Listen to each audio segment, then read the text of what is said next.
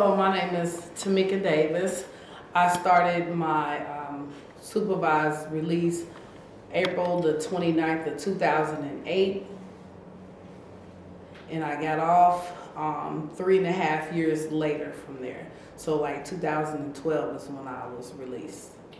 And they sent me a piece of paper through the mail. That's how I learned I was off.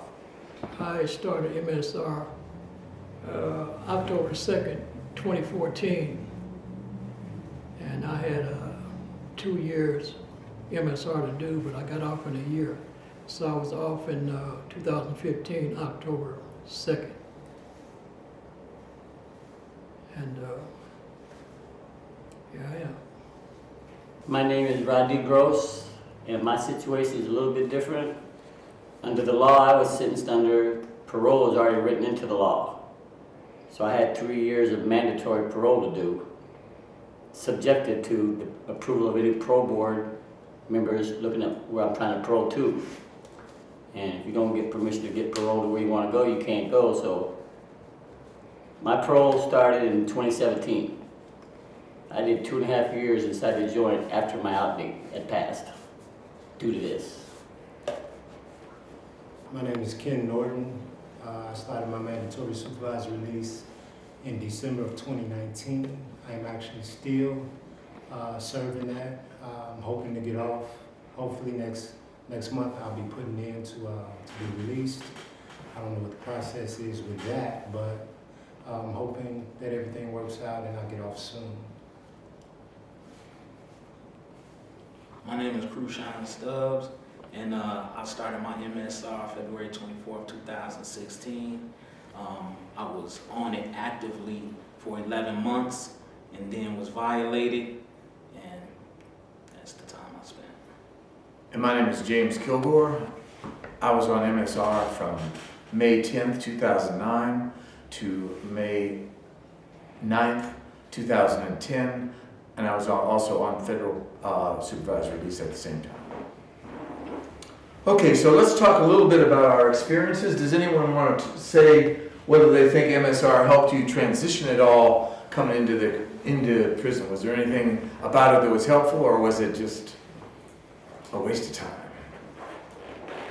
Me personally, I feel that it's a waste of time, and maybe it's part of just my mindset and my drive and what I want in life, but it kind of expounds a little beyond that with how the system is set up as far as the resources that are available to you.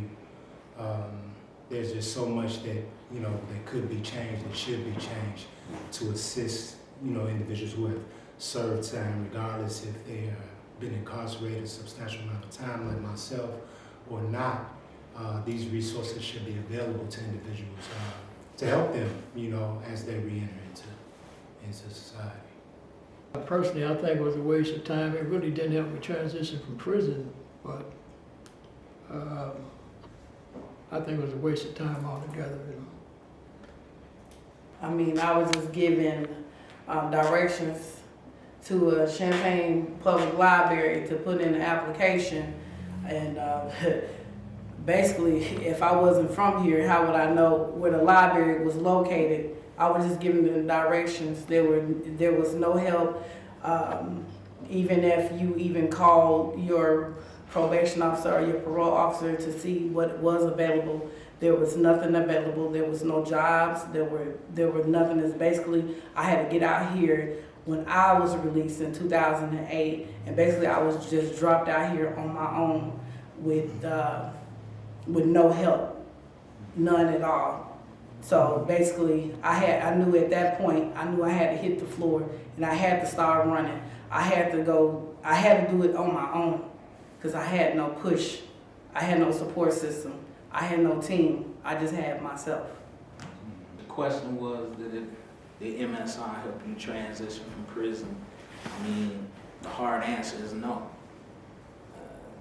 They didn't. Like Tamika spoke of, they just gave me the money for lunch and a train ticket to get to the halfway house that they deemed would be appropriate for me, which I come to find out was in a slum area, and it wasn't the halfway house that I thought it would be after completing nearly a quarter of a century within prison and just getting out, not having any clue of what I would be expecting. To just have that happen, to be dropped off somewhere with no instruction,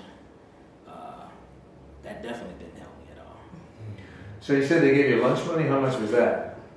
I can't even recall because I don't even think I had enough for the lunch itself because the prices had went up. You know, just buying a water, you know, when you buying it on the train, everyone knows that it's more expensive in these traveling areas, whether you're in the airport or in the train. And so me being out as a teenager in 1993 and then coming out in 2016, I'm thinking candy bars 30 cents or 50 cents. It's not the same. So Anybody else? How much money everybody else get? I think the feds give you $7 for lunch and $7 for dinner. And I came home through the airport. So it was just like this little $14 was just one meal. And then they told me I had to pay for a cab that I had no money for. So like that was the the $14 plus the cab, you know, it was just not enough.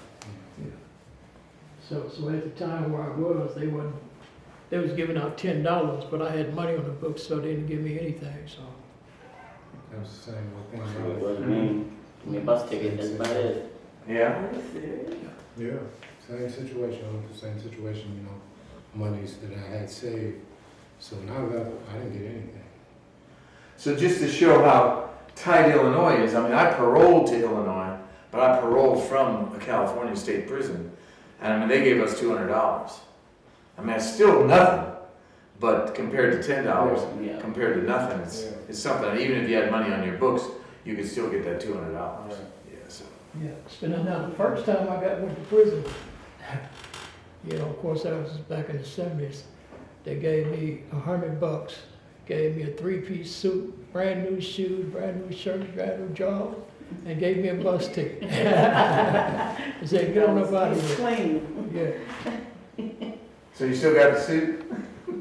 No, that was the last time I wore it, and I haven't had a suit on since. That's been a long time, man. Hey, Yeah. Okay.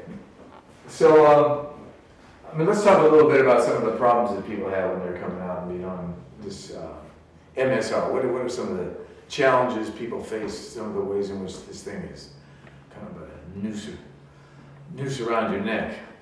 Yeah, my problem was, and like I said, it was a waste of time for the MSR, the transition from prison. But once you got out of prison, the parole officers, I couldn't leave the house for a week until they got there. It took them a week to get there. You know, when you're coming out of prison, you're all fired up, you're trying to get you a job or whatever, trying to, get your resources and everything. But you can't leave until they get there, so that was a week. And then the first month, they at your door once a week, checking on you. And they just show up, even though they did not, when I put in my address for parole to, they never did go check it out. They just let me go there. But after I got there, it was a different story. It was coming every week for a month. And I had 2 different parole officers, and in 2 months, yeah. And but they didn't try to help me do anything, Since I had to go down to Rosecrans, which I did not have anything that I was supposed to do from the PR board. They didn't give me anything, no classes or nothing I had to attend to, but the parole officer made me go to Rosecrans. I did that for a year. They didn't do anything for me. What was the class in Rosecrans? What were you doing there, supposedly? I was just going down there to talk to the doctor, the psych down there, and they was telling me they was gonna help me get housing for a whole year. They was gonna help me get housing, but they never did anything, So I went down there once a week, I think, for a whole year. And my counselor that I had first, she quit, and she had told me, I'd seen her coming out the door one day. She told me she had quit, and she said she was sorry because they wouldn't let her do anything for me because I was in minimum security and I wasn't a threat, you know. So that's what she told me now. So, you know, they pick and choose who they gonna do some work for. Oh, so they didn't want anything to do with you because you were minimum security. Yeah, exactly. That's what she told me. Anybody else get sent on any programs or? Fortunately for me, you know, my situation was a little different because I left for reentry center. So a lot of the programs, I didn't have any stipulations when I came home. Thankfully, I didn't have to go through all of that. And it's kind of not necessarily a pushback on what you said earlier, you know, just as far as hitting the ground running. Because for me, that was always my mindset to me. You know, when I get home, you know, once I'm released, I want to hit the ground running. And, you know, a year into that, before my release, you know, my whole mindset changed. It's, nah, I don't want to hit the ground running.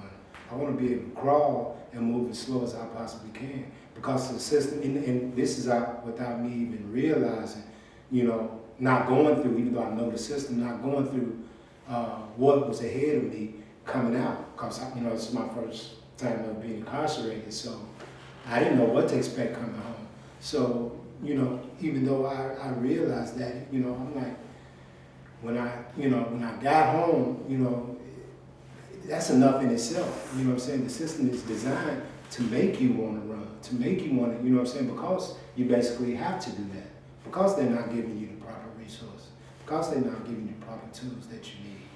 But, you know, fortunately, I didn't have to go through any type of stipulations or anything like that.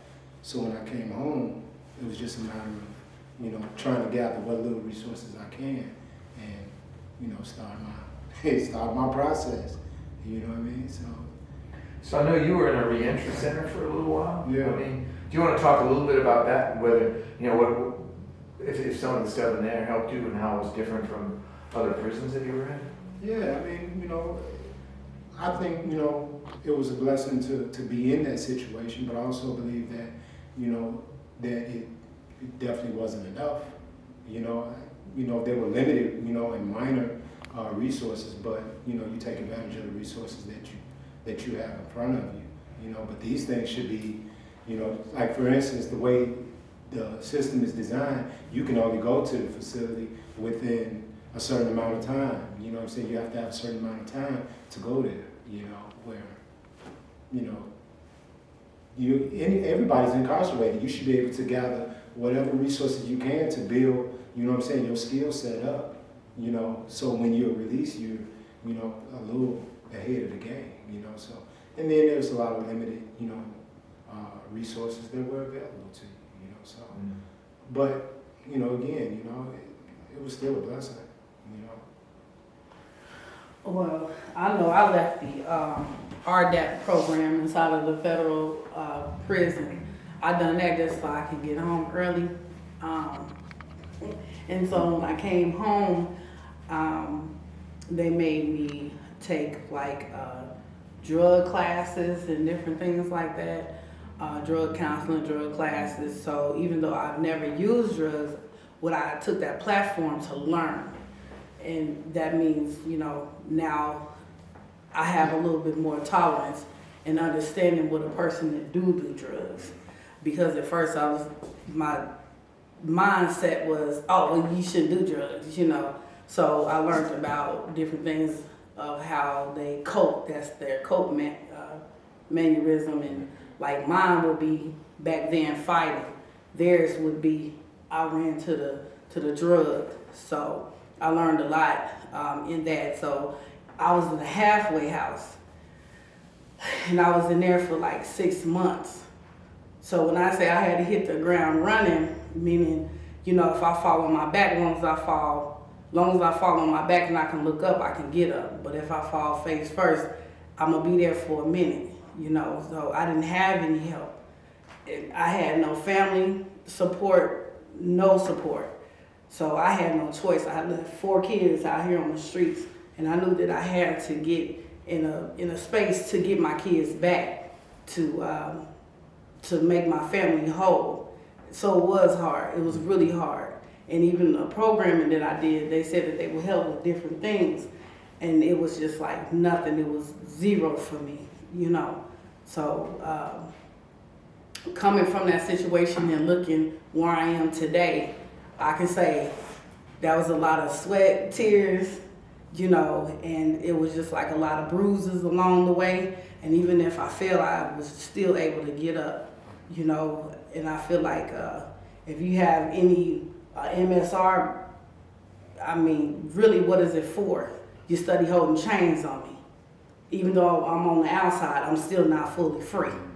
You know, you have me bound to, now I have to go see you once a month. I have to put in paperwork once a month. I have to go drop. I gotta call this number.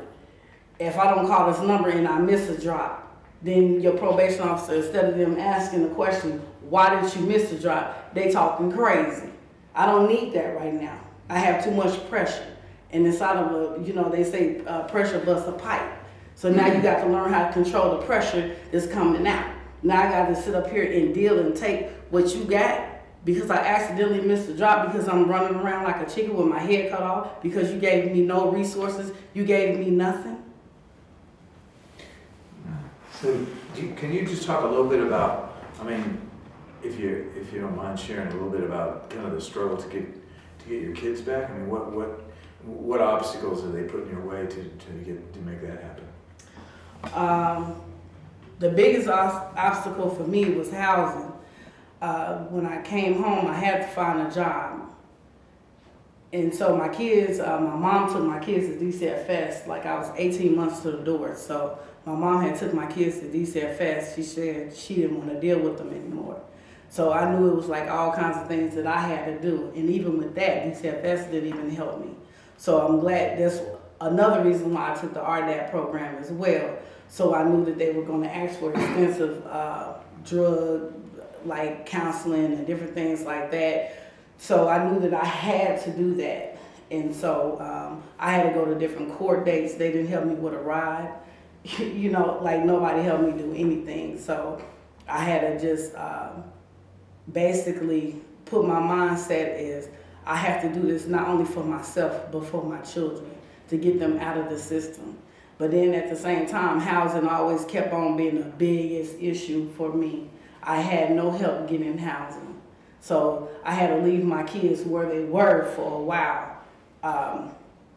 Even though they were with family members, it was still just the point of I had to still abide by different, whatever their terms were. You know, oh, you need to bring them back at 8. Oh, you need to bring them back at 5. You know, so housing was the biggest thing. Finding a job and sticking with a job. I was working 2 jobs. I worked at a gas station and at Bankier Apartments, trying to get it to where I could get an apartment, and it still was not enough. So housing was the biggest thing and the biggest issue of getting my children back because I had no place for me and my children to go. So then I got into an unhealthy relationship that pushed me to say, you know what, okay, I can get in this relationship, but only to get what I need out of it until I can do better. And that's what I ended up doing in the long run. It was going to be an issue for me when I got out of prison. And so I was saving up money, you know, I was thinking I was going to have these problems, so maybe I could pay up 6 months rent and then rent me a place, you know. But when my parole officers started having me go down to Rosecrans, and they was telling me they was going to help me with housing and everything, I was trying to give them a chance. But after I talked to that one counselor, and she told me they wasn't going to be able to, I started going to some of Carol Ammon's events, and she told me, that's how I met FirstFollowers. You know, she sent me down to FirstFollowers. She said they probably could help you. So I went down there. They told me about Housing Authority. Now, I never would have thought Housing Authority was going to give me a place, and I'm on parole, but they did. You know, I changed my life. because I was thinking crazy out there, you know. Because even though I had a friend that let me parole to her house, you know, she was getting about tired of me, you know. And I know I had to get up out of there, but I went to several places, put in applications for housing, and they just took my money. You know, you had to pay, you know, to do the application now. They just took my money. They knew they wasn't gonna give me no apartment. And I got kind of tired of that, you know. But when I went to FirstFollowers, you know, they gave me that information, so I got housing. I've been there since. You know. We're glad you are too. Right, and you know something, I tell everybody, I wish there was a FirstFollowers back in 1971. I never would have went back, you know, that's true. So, you know, I just thank the Lord for that. So Rodney, I know you've had a slightly different battle for housing. Do you want to talk a little bit about your situation? Yeah, well, when my MSR date first come up, I remember you have to go and sign papers. I'm sure everybody had to sign parole papers. The guy comes into the room, he's from the record office. He's got revocation papers and parole papers. And I kind of looked at it and says, why you got both of them here? I'm here for one reason. He goes, oh, some guys changed their mind, want to sign it. I said, really? And that's all, my whole contact with this MSR started. You know, and we battled for the 3 years parole that I wasn't supposed to do. They wouldn't cut it in half like they do everybody else's. But even give me, I had to do 2/3 of it, 2.5 years on the 3, whatever that comes out to. And they didn't do one thing to help me get out of prison. Not one thing. They didn't give me a pamphlet, nothing. They didn't lift a finger, they didn't call nobody, nothing. It was all on me to make whatever contacts I could make to find me a place to go. Because when the day came, it was just out the door I went after I'd served the MSR. When my out date came, they made me stand up in a room, the original out date, and wait with the other guys that were going home for 8 hours. They all left, I stayed. That's the process. So they had no concern about how you feel about any of these things. And they showed that right from the start. We don't care. Do what you gotta do. And then when I did get out, I met the FirstFollowers. I met you and James Corbin at the bus station. And that's when my life restarted. And it's been a great ride since then, but it was still a lot of bumps. I had to go stay in a hotel because I had no place to go. I had no job. Barely even had an ID, which I had to go get twice, 3 times if you count when I lost it on the bus. But then I had to go live in the shelter for 2 months, the Phoenix house. That was an eye-opening experience, but it was still a better day than what I was having in prison. A much better day. And I was around some guys that you just did not want to be around, but I've been around worse. But I had run into all that, and now I have my own place. And that has not been easy to get and to hang on to, because when people find out that you were in prison, it becomes a whole other issue. I've already had guys try to get me moved out. These are the same guys that end up moving out their cells in the middle of the night. I don't know why. But yeah, it's been a bumpy road since then, but I've loved every minute of it. Not the pro part, just being out. Part of my job is helping guys out there on parole, trying to get them places to live. And I see what the problems they got to go through, because as soon as you tell somebody at a rental agency who they are, what they might be in jail for, whatever, oh no, we don't do that. You know, you can fill out an application if you want to for $30. We do a background check. You might get by. They just want the money.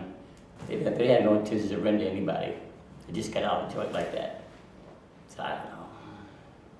It's not easy for a lot of guys around, like Kenny and guys like that are still on parole. He's a good man if you can make it, because they will try you. Rushan, you had any issues with housing? I mean, yeah, when in 2016, when I was released on MSR, by being incarcerated for so long, for over 2 decades, I lost a lot of family members. So when I went in, I was a teenager. So the mother and father that I would have lived with, they passed on. And so, and a lot of family moved out of the state. Therefore, I didn't have any family or resources to house me. And so they deemed a particular halfway house suitable for me and said that's where you would be going, but I knew nobody in that area or whatever like that. Some would say that's a good idea. I didn't, because I knew that the state IDOC, they did not give me or provide or even point me to any resources. So therefore, I would be in a place where I knew nobody without resources. But they gave me the ticket. I took the train, went to the house, tried to use the phone, couldn't use the phone because I was in a house where everyone were on ankle monitor. And so they didn't want me to use the phone because of that. So I had no phone to even call anyone to let them know where I was. So that was a problem within itself. Then once there was no one in charge of the house. And when I say in charge, I mean there was no point person for me to talk to or contact and ask how was this done. It was just guys who just had been released the week before or 2 weeks before, and they just said, hey, I think you may want to take the upstairs bedroom. And so it was almost in such a way being back in the sale house. It was just outside because no one could go anywhere because they were on electronic monitoring. And so they came, they saw me. There was bed bugs. The slumlord owned basically all the houses on the block. And so they told me, the owner, the slumlord came and told me, said, you got 6 weeks to get up out of here because I need you guys to get out so I can have a new crop come in. This is how I get my money off these contracts. And so he said, so, you know, I went to complain and he said, well, nah, don't complain, 6 weeks is enough time. I said, well, what resources? I'm out here, I don't know nobody. I haven't even been out here in society in nearly a quarter century. I don't even understand how all this worked. When I was out, I didn't have no cell phone. Now we use cell phones, and I don't have a cell phone. How can I even make contacts to call to get an ID, to call to get a birth certificate, to call? And he just shook his head and said, that's on you. You know? Right. And so I was stuck, and so that would be one of the problems I do have with MSR. Yeah, I mean, the slumlords get a contract for a fixed time, usually 90 days, and if you're on day 91, you're on the street. Because like you say, they want to bring in a new crop because it's all about money for them, and they're not trying to do anything in those houses. Well, I mean, what about employment? What issues do people have with employment, trying to find work? Has that been an issue for folks? Oh, yes, that's the biggest issue. Employment, like I said, I worked at a gas station, but the guy let me get the job at the gas station. He told me don't put my social security number on there, on the application. The guy that was running the store, he was the store manager. And he was like, just don't put your social security number on there. And I'm like, are you sure? And he was like, yeah, because I had been to several jobs. So many doors had closed. I even went to the temp services, manpower. So in 1996, I had an aggravated battery that still haunts me to this day. And so they were like, oh, we don't do aggravated crimes. And I'm like, hold on. I've been gone 10 years. How's that still, coming up? I'm 30 now. I did that when I was 17 and it's still coming up and it still hunts me, So it's just like they used the whole background thing. I could not find a job because of the aggravated battery or because, you don't have enough time doing this or you haven't worked in food service, so you can't work here, you can't work there. Even McDonald's gave me a very hard time when I first came home in 2008. Once I signed the application, they said that I didn't have enough job experience. So while in there, I took janitorial services. I took Word, PowerPoint, Excel. So I took the Windows class. I did like a lot of things that I could do to help myself once I came home into society, but every door shut. So I worked at the gas station for 6 months, and then the lady was like, I need her social security number. And so once I sent in my social security number, like a week or two later, she was like, oh, she got to go. She fired. And I was just like, oh my God. But luckily I had another job where my mom worked and the lady gave me a chance. And so I ended up getting that chance to work for Pankier Apartments. So I actually held that job down for 10 years. But then once I got the job, the next year I was like, oh, I can do a contract, you know. So I learned how to write up a contract. And once I learned how to write up the contract, then I had my own workers and myself. So it was like an experience, but like I said, you just got to fall on your back. You can't fall on your face. You know, just know that one door shut, one door open. You know, you just got to keep on checking the doors. Just because the door handle seems like it's not opening, you got to kind of like push and shove that door to see if it's going to open. You know what I'm saying? And that's how I ended up getting a chance to work at the university. I continued to go over there, and finally I met Marlon Mitchell's brother over there, Darren, and he was like, what are you here for? And I was telling him, he's like, just go in and do this. I was like, are you sure? I was like, I've been over here like for 6 months. And he was like, don't worry about it. He was like, I got you. And the next thing you know, Miss Alicia, she pushed my background through, but he made the initial contact for me to actually get the job. So that's how I ended up, you know, at the university. It's almost like networking. You know, and you got to know somebody to know somebody to know somebody that know that person that know that person, you know. So everything goes in a circle. But I feel sorry for the ones that do come home and are not allowed, you know, can't get the proper job because of whatever their case is. And the judge tell you, I can't understand it. I never forget what the judge told me. He told me, he said, when you come out, you'll be old enough to have been served your time, and you would you've been served your time, and then you can come out and be allowed by a citizen. So when you think of allowed by a citizen, you think of somebody with a job and different things like that, but that's not it. You know what I'm saying? Like, you didn't say that all doors was gonna be closed and shut and I got to shove through them. You know, you were thinking, oh, I'm just going to walk through the door, I'm going to sign the application, I'm going to get a job. It doesn't matter what my background is. You tell me I pay my debt to society by going to do my time. Is it really debt to society? Is the debt inevitable until you die? That's what the debt is, until you die. Even I don't care how much time you do. You're going to still get out there. You're going to still be judged. I don't care who can do the job. Somebody less don't have enough knowledge of knowing the job can sign the same application and you know everything that you're doing, they're going to give them the job other than you getting a job because your background is going to always be the problem. I can be the best worker. I can come to work on time. Matter of fact, I can come 30 minutes to 45 minutes to an hour early every day, not miss a day. But the person over here that's jacking off this job, just taking this job for granted, and I'm sitting up here taking it serious, you'll fire me. Because of my background. You're not judging me by my character. You judge me by a piece of paper, black and white. Anybody else got any employment experiences? Yeah, I never got a job at an employment office. Never.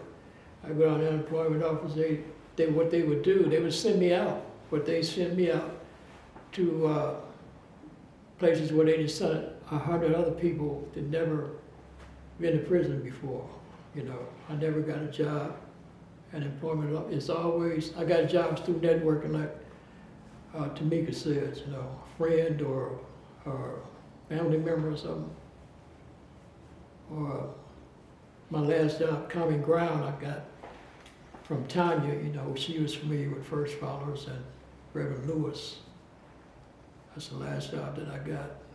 And, you know, of course, I'm old now, so who gonna hire a 71-year-old man? You know. Never got a job. I went to the employment office several times. You know, they send you through all that old work doing the computers and all that. They know you ain't gonna get no job, you know. They know it, you know. It's a waste of time, actually. Yeah. But you just gotta keep pushing. especially if you've been to the Department of Corrections. And I had, but a matter of fact, the last time I went is when I got out in 2014, and they had this one lady down there. She's supposed to be helping people with messed up backgrounds, been formerly incarcerated people. And she sent me to Walmart. And I said, "You, Walmart?" I said, "I done robbed them twice." She said, Oh my God, that's funny. she said, "That's okay, we got it hooked up, they're gonna hire you." I said, "Well, okay," so I went to Walmart, put an application and everything, and they did the application, I did the application, they looked at my application, told me to the computer and everything, told me how much I was gonna make, my hours and all that, had me jumping up and down. W-A-L-M-A-R-T, what does it spell? Walmart, Walmart. And I just know I had the job, you know. And when I get up, they said, "Well, Mr. Davidson, you're hired, but we got 2 more things you gotta do." That's a drug drop, which was cool, and background check. I said, "Oh man." It was a month before they got back with me. They sent me a copy of my background, about that thick. And they said, "No, we can't hire you," you know. But I went through all of that for them to tell me no, you know. And I'm telling them about my background, you know. Employment up there, they'll spend you too, you know. So, you know, if you ain't networking, you probably ain't gonna get no job. If you ain't familiar with FirstFollowers, you probably ain't gonna get no help to get no job. That's the way it is. And so, I mean, one of the things that, you know, blocked me from employment and from a whole lot of things was being on electronic monitoring for a year and being on house arrest. When I landed in Illinois, the day after they came and put that thing on my ankle, and then my parole agent phoned and said I'd only be allowed out of the house from 6 a.m. to 10 a.m. Monday through Friday. And I was trying to figure out how I was gonna do much between 6 a.m. and 10 a.m. He said you should be able to handle all your affairs in terms, and also looking for a job during that time. So, I mean, that's one of the things they use to restrict your movement, your access to employment, but also your access to everything else. I mean, Kushan, you said you were in a house where everybody was on a monitor? I mean, how did that work? What was that like? It was chaotic because, like I said before, there's no point person. So you just got guys who just been released and you putting them in one house. And so that being the case, they'll sometimes tell you like, man, you may be able to get a job here, you may be able to get a job here. But being in the house with other individuals on electronic monitoring is one issue. The subject that came up was employment. That's a whole nother issue. Before you even leave IDOC on MSR, in order for you to be employable, you should have some type of work history or a resume. And when I was in IDOC, before I was released, they used to have a thing called pre-start.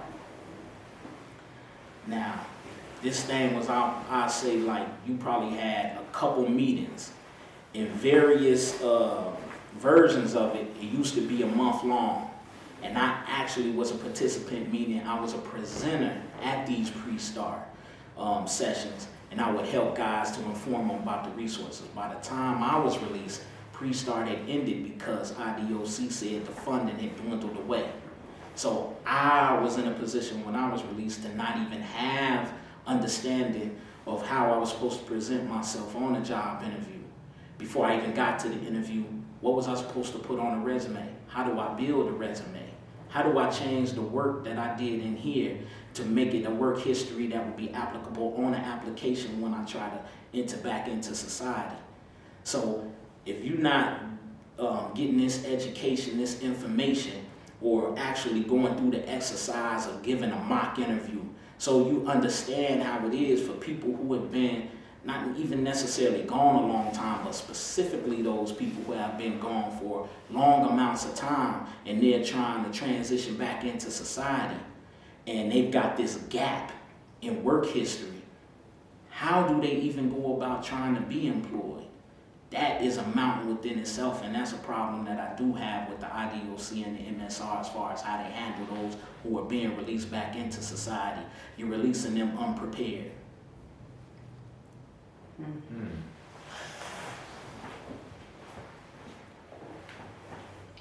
Anybody else got any employment experiences?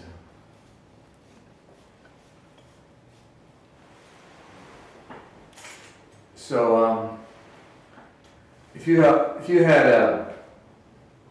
an hour to spend with the director of IDOC to talk to them about MSR, what would you say to them?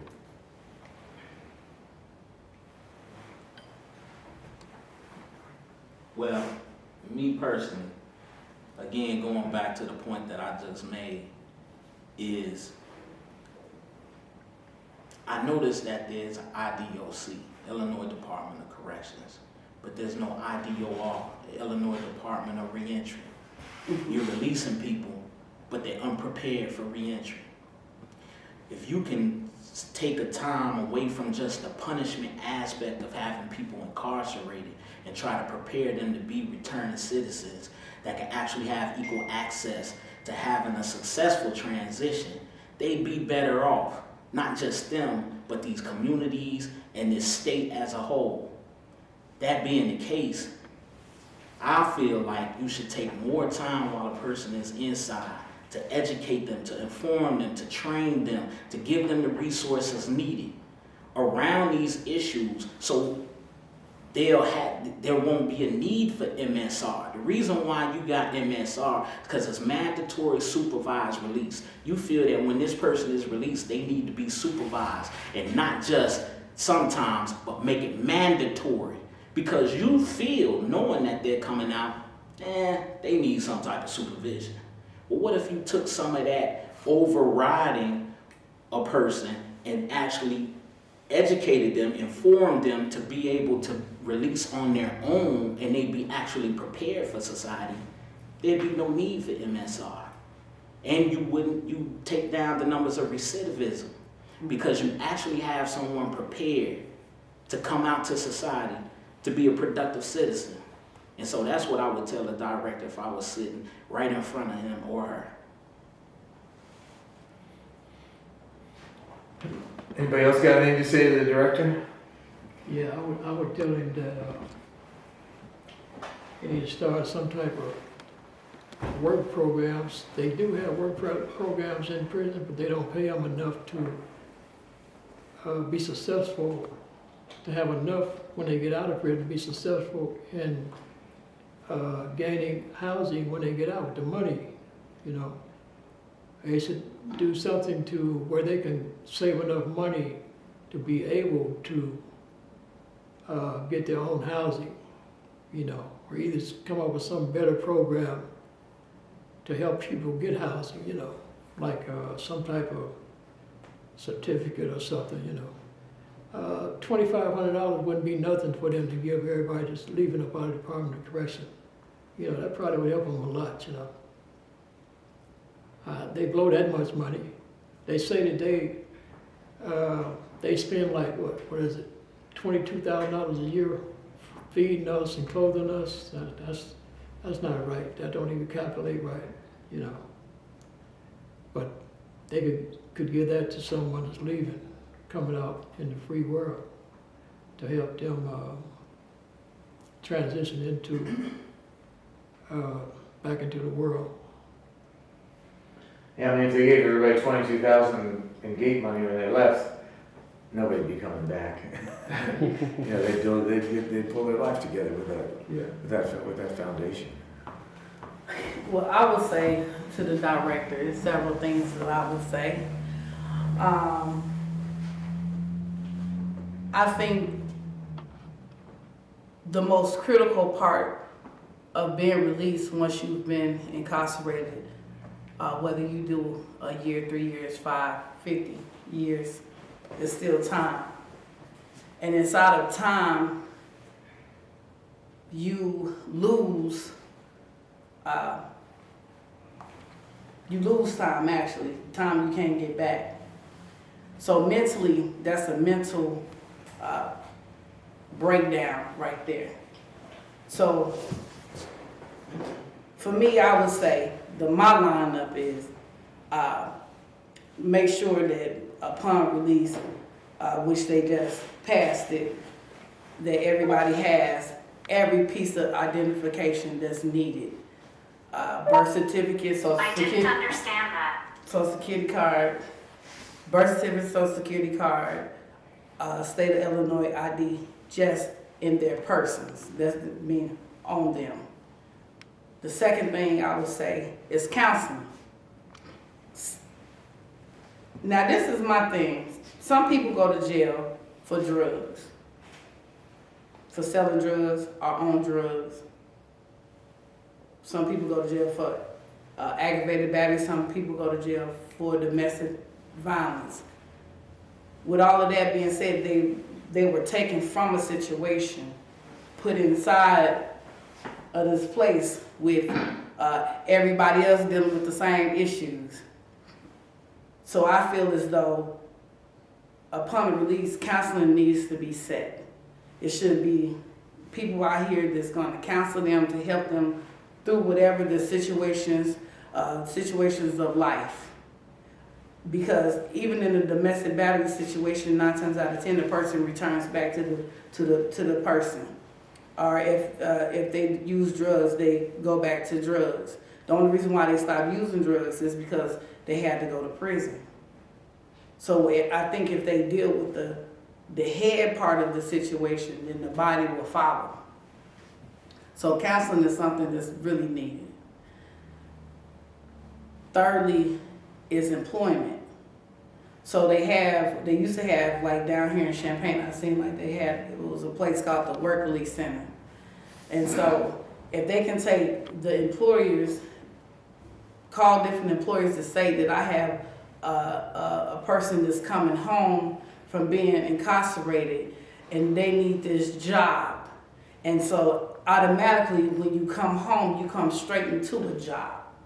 Even the people that's going into like a halfway house, or if you got a house, the next thing you know, the next day you're going straight into a job. Or at least you're going into a job interview to get a chance to get acclimated back into society. You know, so I think that the programming that they say that they didn't have funding for, that they stopped, I think that's a bunch of bull. Come on now. We know y'all got money, so if we know that y'all got money, use it. Use it to help your community be better. So when people do come home, they feel empowered by, I'm going to get a job. I'm going straight into this job. I don't have to wait. I don't have to worry about the door closing because it's already set up right there. You know, if I'm having racing thoughts, maybe I've been locked up and there's so much going on with me, I don't know who else to talk to. At least I do have a counselor that's going to help me through that process. You know what I'm saying?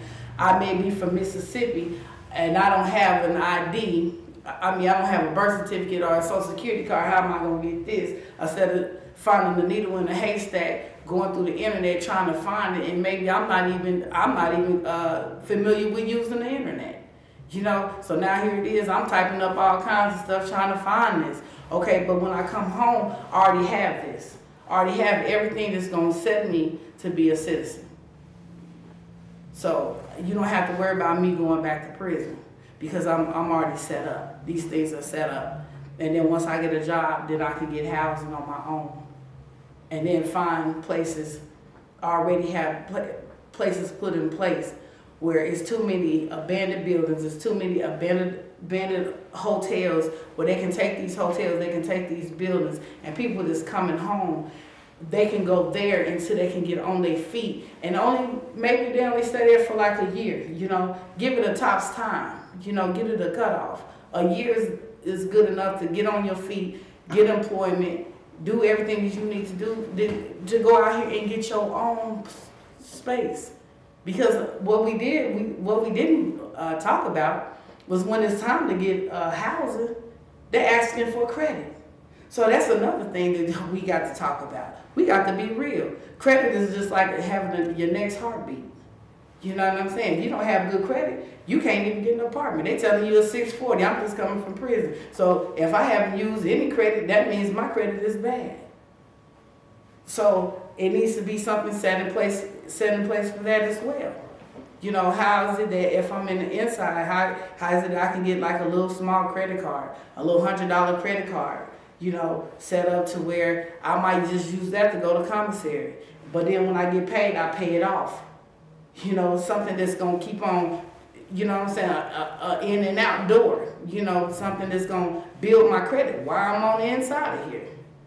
So it's a lot of things, it's a lot of meat to it, but it's a lot of things that I know that they have money for. Mm-hmm. They need to stop acting like they're so broke.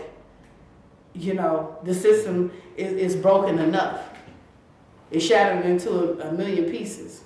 But here it is, you got different organizations trying to put the pieces together, but then the state of Illinois is saying, oh, we don't have money for that. Oh, you have the money. You have the money. Mm-hmm. So that's what I was saying. The magic word that you said, Tamika, was it's already set up. You know, it's literally set up for you to fail unless you're driven to succeed.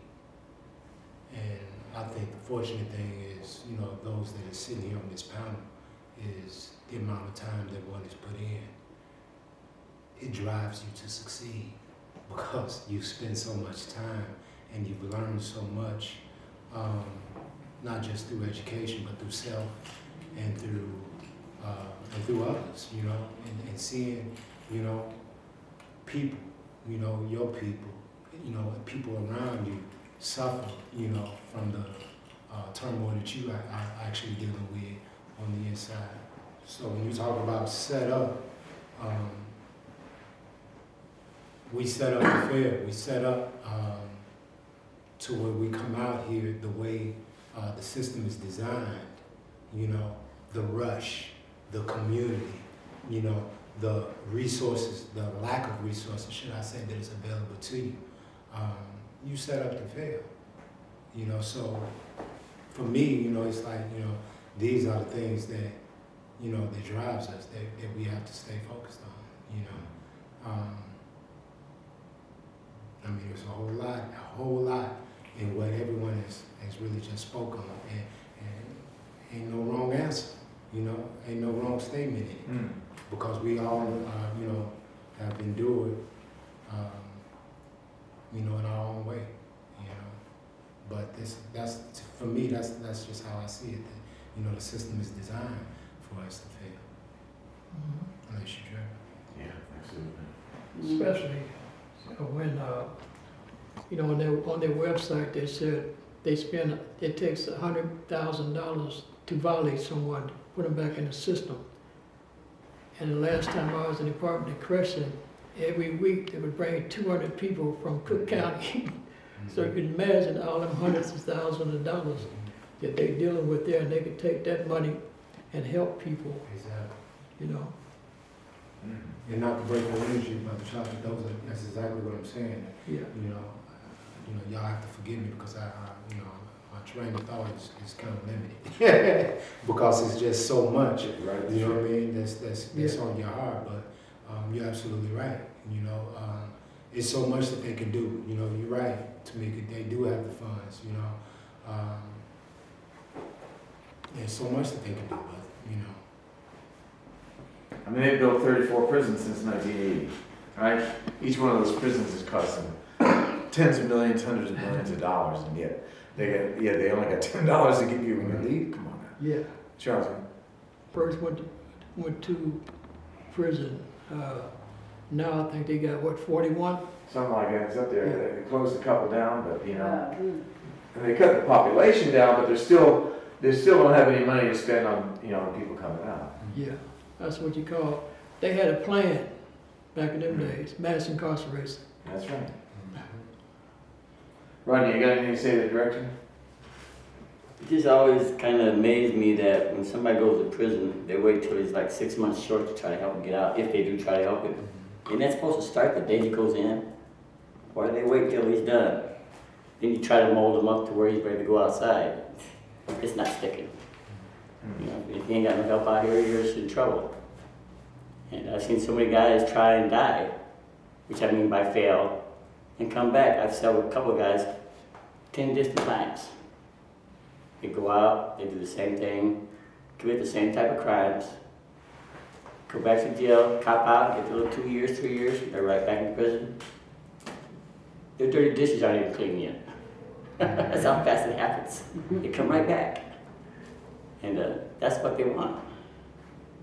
And that needs to stop. Somebody needs to quit looking at the bottom line and start looking at the people that's creating everything. I mean, without us, you ain't got none of that, so you might want to start looking at us a little bit. It's not enough of that. So one last question. What could be laid out there that would make a difference for people on a scale, bigger than we're able to do if the IDOC or if the state was putting out the kind of resources that could be put out there? What kind of things would you see happening that should be part of reentry when people come home?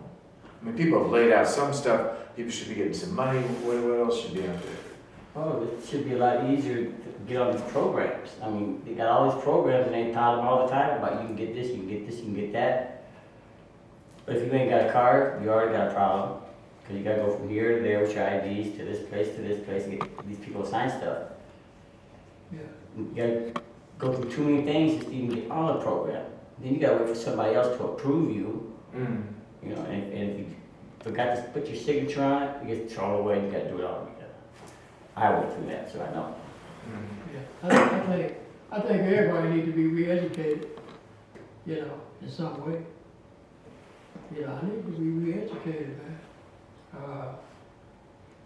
Whether they want to or not, I think education is the biggest part of it. Because I think, I see a lot of things, I mean, watching TV or, or programs I see on TV, and I say, hey, you know what, I could have did that, If somebody had to show me how to do it, I could have did that. Just show them how easy it is to be re-educated. And I think FirstFollower, we started off doing that type of thing, right? But it's hard to get people to get to that point.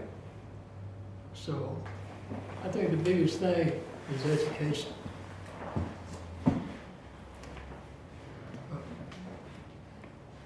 Man, I wish I had got it, But when you come out of prison, you get stuck, because you don't have what you need, So, you ain't thinking about education, you're thinking about survival.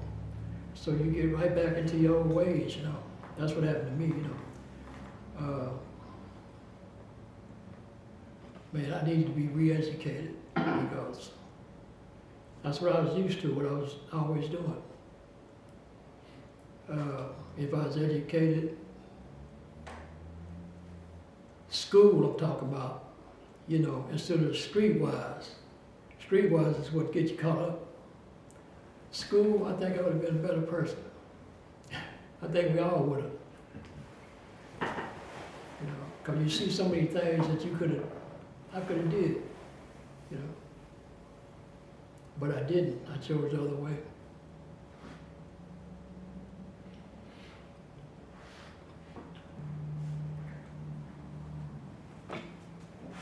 I mean, really, as a reentry program, it's a shame, but it's like you taking up the mantle of what they really supposed to be doing, and since we know to an extent that they not going to change their ways unless they forced to, you have to build organizations like this to help people, support them, and give them the aid and assistance on their reentry. So in doing that, a lot of times they need computer training. They need resume building. They need credit building. They need counseling. This is a traumatic change from being inside, like Tamika said, you have personal issues, but they're housing you with people with issues. And now you come out and think you're not gonna have an issue?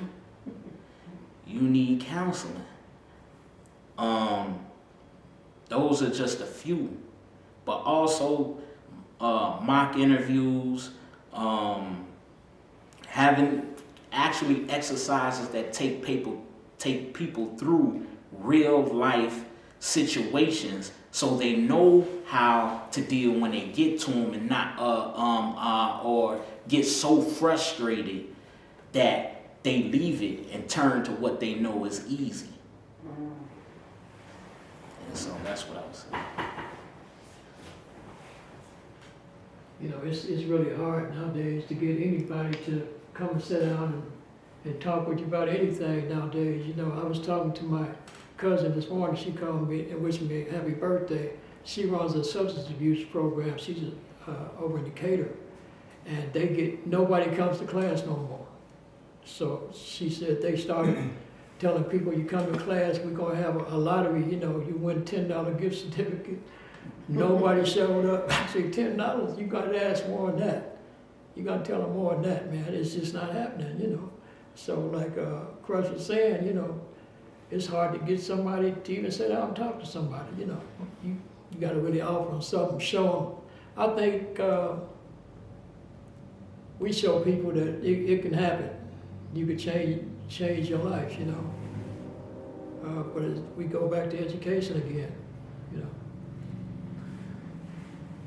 So, I mean, one of the points that we try to make, and maybe wind down here, but is that, I mean, people who have been directly impacted, people who have been incarcerated, have a special role to play in terms of doing that process. I mean, what's your kind of experience of that in terms of trying to connect with people, or also your own experience of dealing with people in these social service agencies and so forth that don't really have a clue about, you know, what it means to come home from prison or to even be incarcerated? How do you, what do you think there's a role for people who have that experience to play?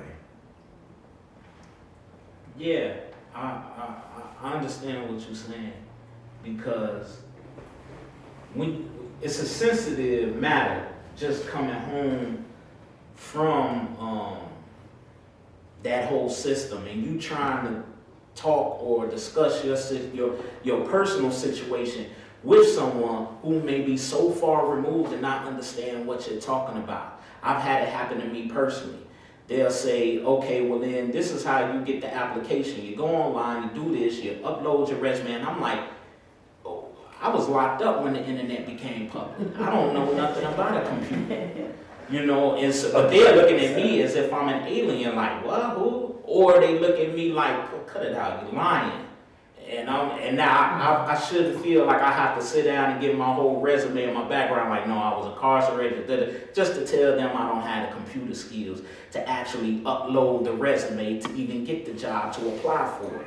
And so if there were people that were employed that were directly impacted and they would send them to talk to me, then they would say, hey, listen, I understand. This is how you do it. I've been in that situation, or this is how we normally go about it, and do that. I remember one time I actually went to the DMV, and I went to go get my state ID. And IDOC, this is when I left IDOC, they just started this, like weeks before. They had a temporary ID. And so I had the temporary ID, and I had my social security card, and I had my birth certificate. So I went to the DMV to get my state ID. I went and they said, you got your birth certificate? I said, yeah. You got your social security? Yeah. And then they said, man, you need some type of picture ID, something. So I gave the state ID. Whoa, what the heck is that? And I'm like, man, they just gave it to me. No, that's not legit or whatever like that. And so they had like a big thing, started calling people in from out the office, like, what, I've never seen one of this. And so now everyone's looking like, man, is this dude trying to rob the DMV? It was a big hoopla over nothing. But what happened was one of the people in the office came out and basically calmed me down and pulled me to the side and said, I've had people come in with these before. It's no problem. They just didn't know. They weren't aware. That training wouldn't even have to necessarily be a thing if you actually employed directly impacted people. already have that understanding and that experience, so they know how to deal with people in that manner, you know. And so just hitting on that point, yeah, that is a great point.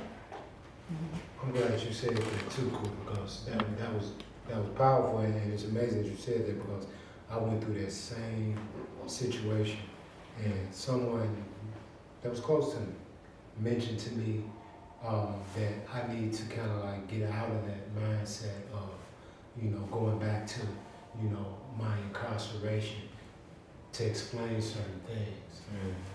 But I just been removed from incarceration. I don't have a choice but to lay, you know, my situation on the table to navigate through what I need to in order to get to where I'm trying to go. It's your truth. It's your truth, right? And for me, it's really, it wasn't a problem, but when you get put in that space, then it makes you like, you know, okay, well now, you know, not only do I not want to share, I don't even want to share with you. You know, so you know what I'm saying? It goes back to what you were saying as well too, Tamika. It's that counseling, it's that mental component where, you know, emotionally, you know what I'm saying, you feel, you know, so far removed from that individual because you sharing your truth.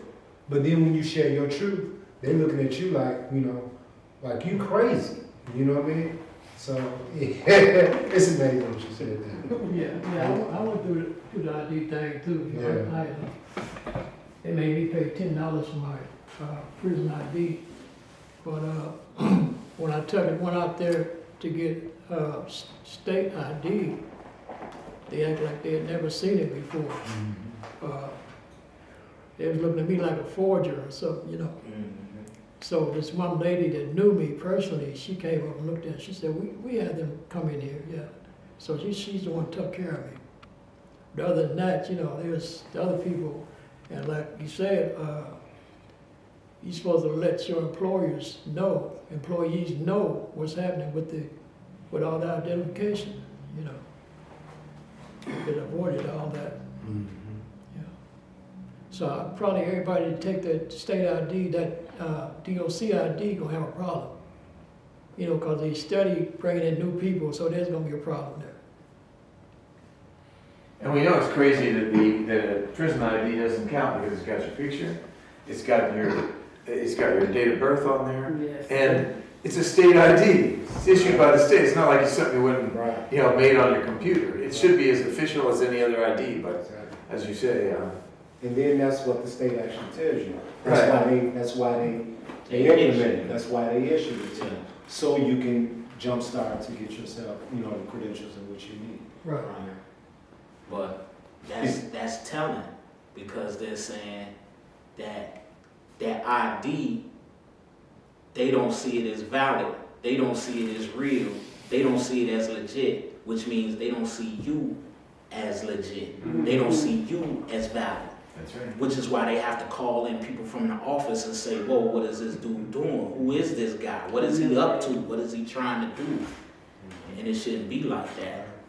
Which falls back into what we were talking about, at least, you know, what I was sharing with, you know, how this is systematic, how these things are set in place, you know what I'm saying? Rather it's a sense of suppression of individuals, like you said, you know, that have these positions, that, you know, have the lack of training, or individuals that should be put in those positions so they don't go through that, you know, it's all systematic, and it, you know, it just, you know, it sets you up, you know what I'm saying, for, you know, basically, you know, to fail in a lot of instances.